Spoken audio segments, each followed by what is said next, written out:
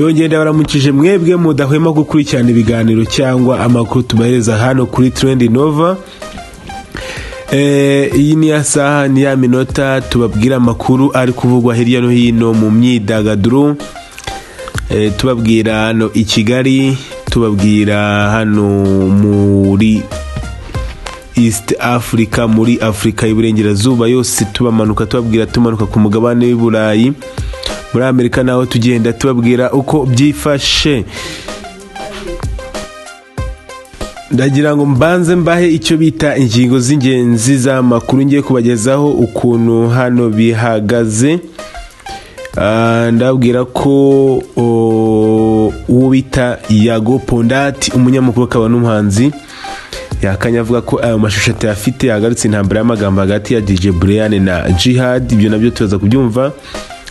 Twe tumunyarukire mu mahanga aho Kadibe akomeje guca amarenga yo kwinjira mu rukundo rushya n'undi mugabo tutazi izina, ariko ndaza kubabwira umukozi wa Lil Wayne aramushinja kumuhohotera. Ibi nibyo ubita Bishop Gafaranga nawe yazize. Urubanza rwa PDD rwashyize ruratangira, nabyo ndaza kubikuramburira mu kanya. Ndabona ndi makundaza kugwa mu kanya nuko abarimo inyamibwa y'ishyaka ry'intore bategereje mu gitamo cyo kwizihiza umunsi w'ubutwari bw'inkotanyi. Ibyo nabyo ndaza kubikubwira. Kandi ndongera nkubwire ko uhavuzwe ibiteso niyereka umuryango ikimenyetso byaranze ubuzima bwa Tory Lanez buri mu kaga nyuma yo guterwa ibyuma inshuro 14. Nabyo ndaza kubikurambura. Bosco Nshuti agiye gukorera ibitaramo i Burayi, aho yabanje no gusora indirimbo nshya, nayo ndaza kuyikubwira mu kanya. Ndaza kukubwira ko DJ Rayishuye uko yiyemeje gusaba perezida ubwene igihugu, nabyo ndaza kubikubwira. Ndongera nkubwira ukuntu uwo bita Bwiza ari kurya ku mafaranga y'u Burayi. Ntago ari kurya amafaranga y'u Burayi kuko bakora album ya Bwiza i Burayi banze kwishyura. Ibyo nabyo ni ibibazo. Ibyo nabyo turaza kureba ibyabyo. Mu Tanzania Mario uheruka gutabaza Kenny Solo na Element kwa album itegerejwe i Kigali, aho azabafasha gukora iyo album.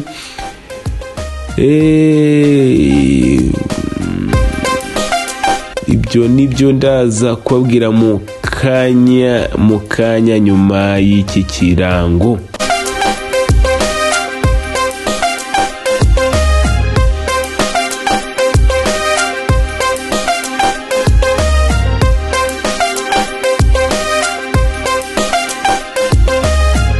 Reka duhere kuri inkuru y'ukuntu hano DJ Brian na Yago Pondati byongeye bigasubira rudubi rukongera kwambikana binyujije ku mbuga nkoranyambaga. DJ Brian na Yago Pondati bongeye gukozanyaho, baterana amagambo, buri wese ahigira undi kumwandagaza. Intambara y'amagambo yari imaze igihe isa niyahosheje yongeye kubyuka ku munsi ushize ubwo Yago yongeraga kwihaniza DJ Brian amwibutsa kutazongera kumuvugaho na rimwe, yabirengaho akamumwandagaza cyane ko afite amashusho ye ari mu bikorwa by'urukozasoni. Mu kiganiro yakoze live kuri Instagram, Yago ari kumwe na Decat. Yago yarerutse guteguza abamukurikira ko mu gihe DJ Brian akongera kumuvuga azahita ashyira hanze amashusho ye ari mu bikorwa by'urukozasoni n'abagore b'abandi. Ati mfite amashusho ye 4 ari gusenya ingo z'abantu.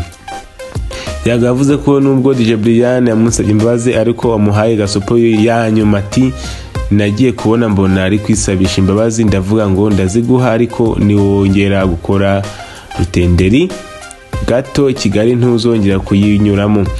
Murebye ibyo babakorera abana b'abakobwa, uwo Brian ni gasopo na nyuma muhaye.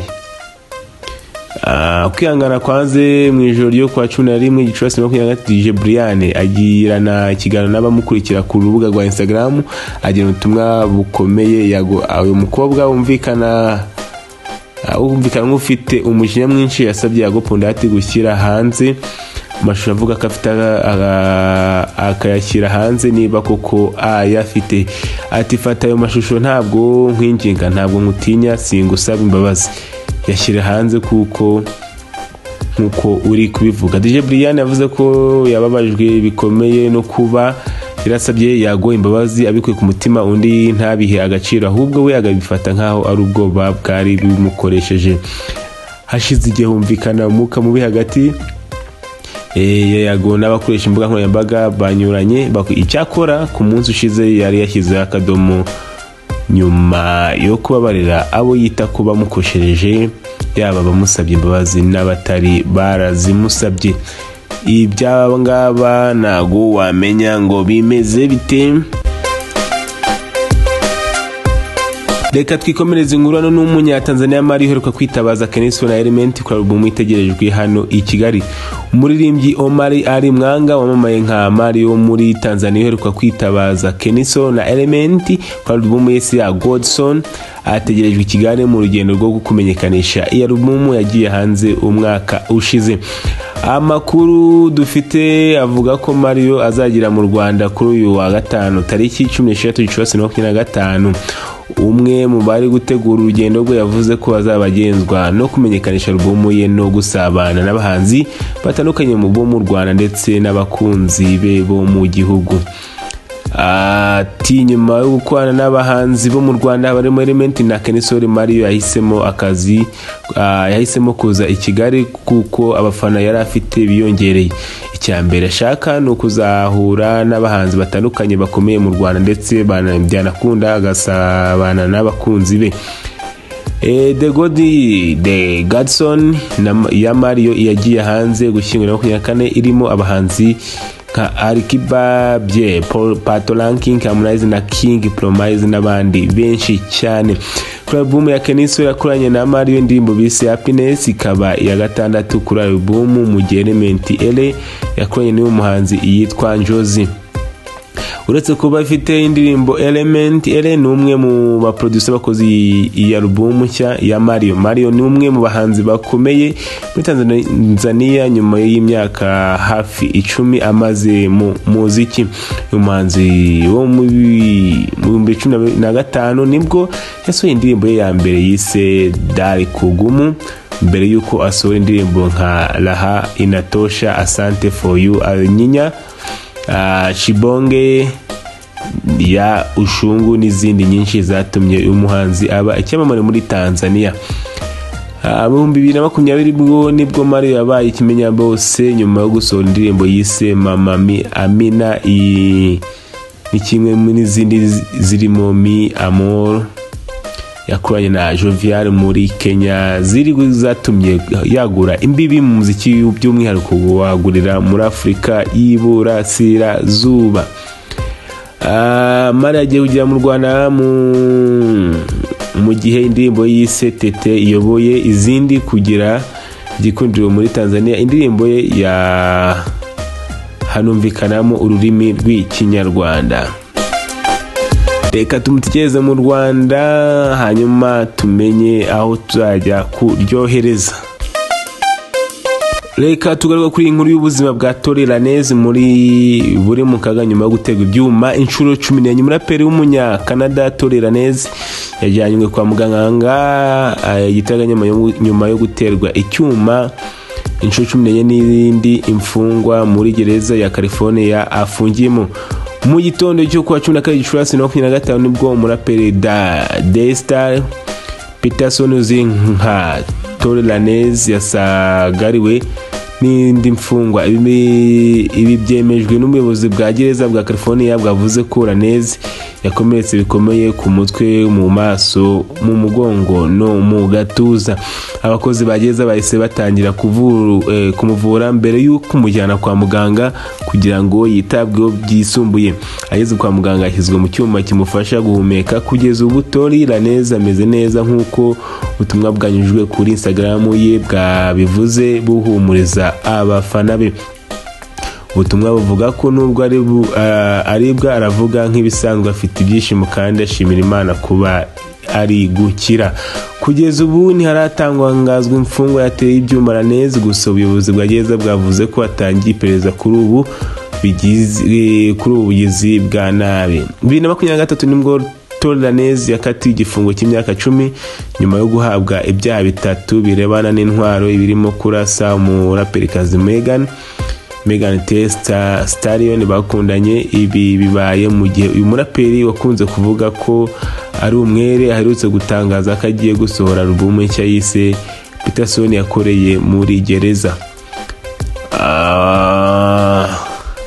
Ibi nabyo ni amakuru ari kuvugwa hano hanze mu muhanda. Reka dusoreze kuri inkuru ya Bosco Nshuti igiye gukorera ibitaramo i Burayi nyuma yo gusohora indirimbo. Bosco Nshuti umuhanzi bafite izina rikomeye mu muziki wo kuramya no guhimbaza Imana, ari mu myiteguro yo kwerekeza i Burayi aho azakorera ibitaramo bitandukanye. Ibitaramo bya Bosco Nshuti byitezwe ko zatangira mu Bufaransa bwo ku wa 17 kugeza 18 Gicurasi, biga kuzakomereza muri Norvege ku wa 24 kugeza kuri 25 Gicurasi, mu gihe azasoreza uku kwezi muri Swede ku wa 31 Gicurasi kugeza ku ya 1 Nyakanga. Ukwezi kwa Kamena Bosco Nshuti aza guhera muri Finland mu bitaramo bizaba kwa 7 kugeza ku itariki 8 Kamena, mbere yuko asubira muri Swede ku wa 14 kugeza tariki 15 Kamena. Kwa 22 Kamena 2025 umuhanzi azataramira muri Polonye, azasoreze ibitaramo bye muri Denmark kwa 29 kugeza ku itariki 30 Kamena.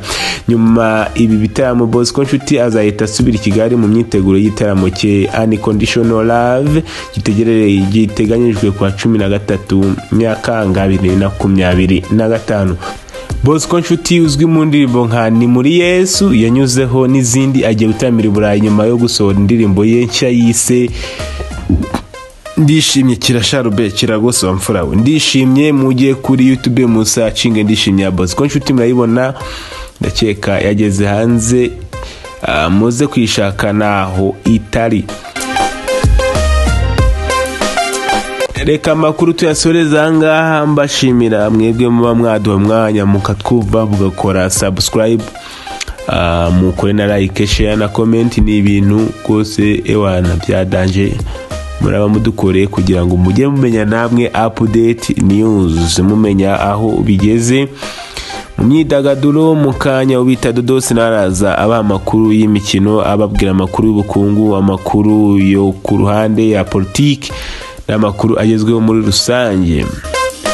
Ndabashimiye cyane kandi ndizera nashidikanya ko uyu munsi byanze, ariko gira kwizera kandi kwizera kurarema, wizera ko ejo bizakunda nubwo uyu munsi byanze.